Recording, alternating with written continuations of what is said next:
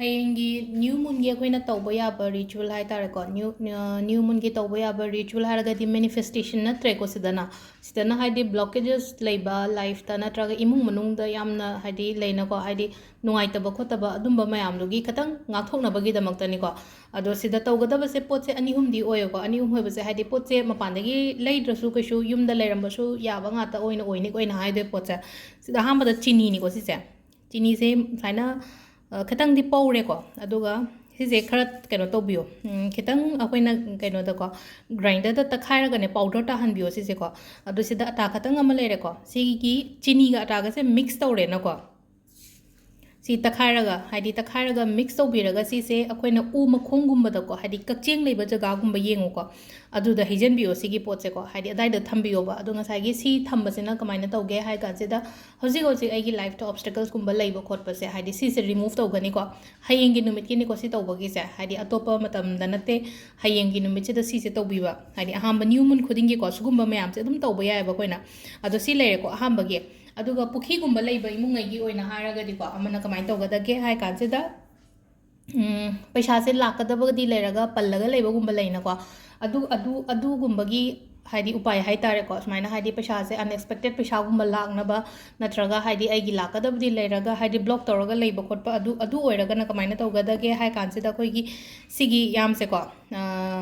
तोंगाना लोबिरो को आइना सुम हाइदी उटपगी ओइना उ ओइरे को याम से खतंग तोलेदना को फजना तोलगने बोल मचा मचा सुतंग चाउना हाइ तारे को बोल मचा मचा दाबियो को अदुगा पुखीदा थादबियो हाइदी nga लेरंगनिना पुखीदा अदुना nga ना चानबगी दमक्ता अदुगा हाइदी पुखी लेते तुरेन गुंबा लेइ हारगा सु तुरेन दा थादबियो हाइदी आइगी जगह अदुदा लेइबंगै हाइ तारको एक्वेरियम लेरगदी एक्वेरियम दा आइना थादबिबा म याइ को अदो हजिकी आइगी ओइनासु केमता साइड लेइट्रे एक्वेरियम थंगनबगी हाइ तारको आइगी नेबर गुंबा तदि लेइये अदुदा दुम हारगा आइ पिजगे हारगा दुम पिजबसु याइ को अदुगा पुखी लेइबा तुरेन लेइबा खोपा अदुदा दुम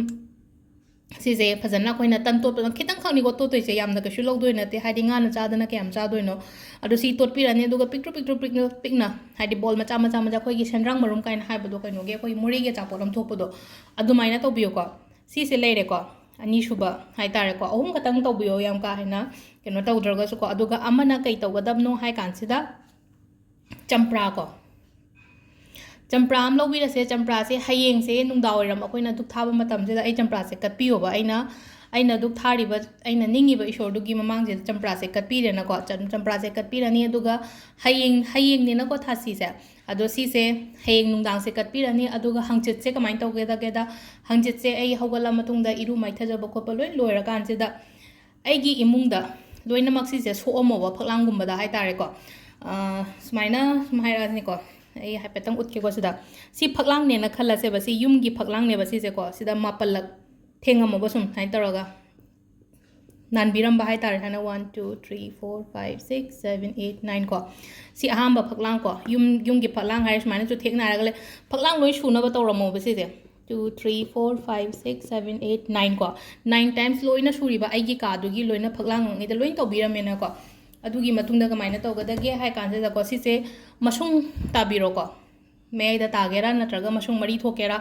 अदुगा आइगी कोंधोंग वांगमदा लंगथोपा अमा अदुगा हाइदी सोरोक मरी फांगबो ओइरगदी याम फरे मसुंग मरी थोगने कनो खोगी लमलोंग मरी फांगबा हाइ तारे को सोमदा अमा अदु तारगदी इमुंग मनुंगदा हजिग प्रॉब्लम लेबा हाइ तारे को अनाबा ओइरो नत्रगा हाइदी फैमिली इश्यूज लेबा लेना को हाइदी खनाबा चैनाबा तोइबा खोपा दुंबा इमुंग की ओइबा प्रॉब्लम की दमकता हाइदी युम गिनी को आइगी युम सिदा हजिग नुंगाइत्रिबा मयाम से सिगी दमकता सिसिमगा तौबिबे याइ को अदुगा अमना हुई अमुबदा चाकुमा पिजो चाक पिजबसिदा ngसाइगी सा ngaदी नत्तबिदने अखोइगी कइनो संगोम केतंग को संगोम पाउडर नत्रगा हाइदी चीनी गुंबा अदुमाइना तोटलगा हाइदी सिगी नुमितसेदा हाइ तारे को नुंगदांग सेदा सुमाइना पिजबा अमा अदो सिसिना हयेंग से नुंगदांग थममगा हंगचे तौगदमनेना अदुगा अतै ngैसिना हयेंग अदुम हाइदी तौनिंग मतमदा तौबा यायबा नुंगदांग ददी तौबिरनो गने पुखीदा थादबा खोटपदुदि ngalingैदा गैदा तौबिरो को अदुगा सिसिना मथंगी नुमित्ता ngसाइ हाइदो को हाइदी फक्लांग सिंसे लोइना मापल थेंगमेना को अदुगा सिगी पोचे तंखाइ ताथोगा सोरोक मरी फांगबसिदा लंगथोगा लोइरे को सिसिना अदो सिदा थासी दे हाइबा थासी से कोइना न्यू मून हाइ को न्यू मून हाइरगदी न्यू बिगिनिंग ने को न्यू बिगिनिंग अखोना तब याब है इरुज माइथजब खोप मैम को इसा फजन सेंदोप दरकार हो इसा फजन सेंदोप है इरुबुदी नुंगतीगी लुएको हयेंगसिना है थासी नुमित इरुजबसिना अमुक हेन्ना इसासे मतम लौरगा अदुम लुबियोबा इरुजबसेको अदगी लास्ट हाइदि थुम खितंग मही हाइतारेको थुम खतंग थादरगा हाइदि इसिंग लास्ट के इसिंग चाइथाबदुदा अदुमाइना गुम्बा तौबिबा अमा अदु मसु तौबा याइको हाइदि क्लेंस तौबदो हाइदि क्लेंजिंग तौबा नुमित ओइदोइने बसिसे अदुदुना हाइदि सिगी हाइदि अखोइना नुपिगेगी हारगसुको हाइदि हयेंगी नुमित कुम्बसेको हाइदि केब खोटपा अमा लेनाको केब खोटपा हारगदि हाइदि फेशियल गुम्बा तौबा खोपा सुम याविनाको सिगी नुमित कुम्बसिदा तौबियोबा हाइदि न्यू मून गुम्बसिदाको हाइदि रेगुलर ओइना तौबा मिङेगिदि नत्रगा अदुम युमदागा अदुम तौजबसु लेनाको युमदा लेबा ओरगासो हाइदि सिगी नुमिसिदा यारिङै हाइदि अइगी हक्चांग सेगिदमक्ता हाइदि केयर लौबा हाइतारेको अइगी बॉडी सेगिदमक्ता अदुमाइना केयर गुम्बा लौबियोको न्यू मून नुमिसिदा अदुगा लास्ट की ओइना अमा खतंगा आई शेयर तौगेको हाइदि मून वाटर सेम हाइनकोन मून वाटर सेम से फुल मून की कइनोदा अखोइना मून वाटर सेमबदो अदुदुना थओन हाइबनेनाको अदु सिगिदना कमाइ तौगे हाइदि वाटर सेमोबा हाइदि मून वाटर सेमो अदुगा सिगी मून वाटर से इरुजबदा हापा मसिसे हाइदि अदुम बोतल मचा अमा सेम थमो इरुजबदा हापा याय अदगी अखोइना पाम्बी गुम्बदा इसिंग चाइबो गुम्बदा को अइना थारिबो पाम्बी ngैदुदा इसिंग चाइबदा खितंग खितंग हापिवे अदुगा इरुजबदा अमा हापे को सिगी न्यू मून की इसिंग से कदाइदा सिनगदबनो हाइ मतम जे फुल मून गे दना साइन हाइदि अदुम लोइनमक थकपियो खटपियो हाइद्रा हाइदि ngसाइगी एंगोंदा लेरा अनाबा कोप लेरगा सो हाइदि फुल मून की इसिंग दो थकपदा केनो सिगिना इसिंग जे थकदि थकनो अदुगा इरुजबा इरु माइथजबा सेंगदोप खोटपा सिदा हाइदि मतेंग ओइना तौबियो साइना को अदो सिदा लेरे अखोइना हयेंगी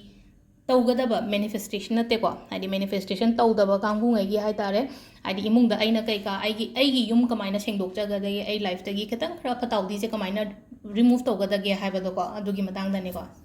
थैंक यू